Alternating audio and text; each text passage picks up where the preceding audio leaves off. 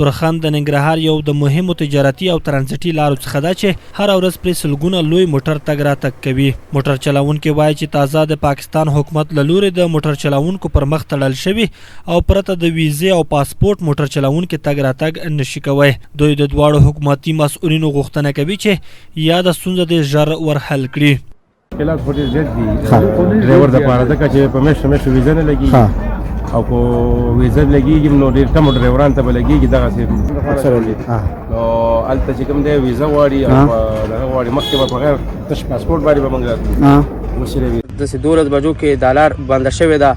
اوس هغه کسان چې چا ویزې یا پاسپورټ مسله نه وي اوس هېڅ کولی نه شي چې لاړ شي. اوس د دنیا موټرې بې انتها موټرې اوس هم ولاړې دي نو دا به څه کوو اخر زموږ ستونزه ډېر تر زر حل کړي. بل لور ته تجاران د پاکستان یا د پریکړې اندېښمن کړي او په خبره یې دغه کار د دواړو هیوادونو په اقتصاد او اړیکو منفي اغیز کوي. د ننګرهار د کرنې او مالدارۍ خوني مسؤلین د موټر چلاونکو ستونزو ته په اشاره ویلي چې اوسني وخت کې د پاکستان ویزې اخیستل ډېر ګران کار دی. دا ترانزیتي لاره ده، تجارتي لاره ده. تورخم ډېره غټ سرحد دی، ډېر تجارتي مالونه پېزې راځي. هغه ویزه نشم اخیستی نو نور ډرایور او کلنډر خو دا خو لرې خبره ده. یو ورځ لار بندېدو له خاطره میلیونونه تاوانونه تجارانو له رسېږي. چون موږ د نورو ملکونو په نسبت د پاکستان او ایران سره تجارتي اړیکې زیاتې دي. د ډرایوران یا کلنډر دی دا پاسپورټ واخلي.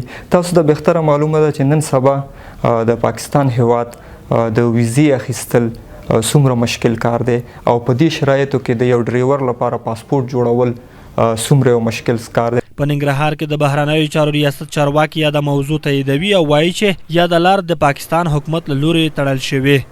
تر څو پورې لاره نه پرېږدو څو پورې د لاروي ډرایوران دوی ویزې او پاسپورټونه لري خو مشکل محلي سطح باندې ورسره حل شوی و.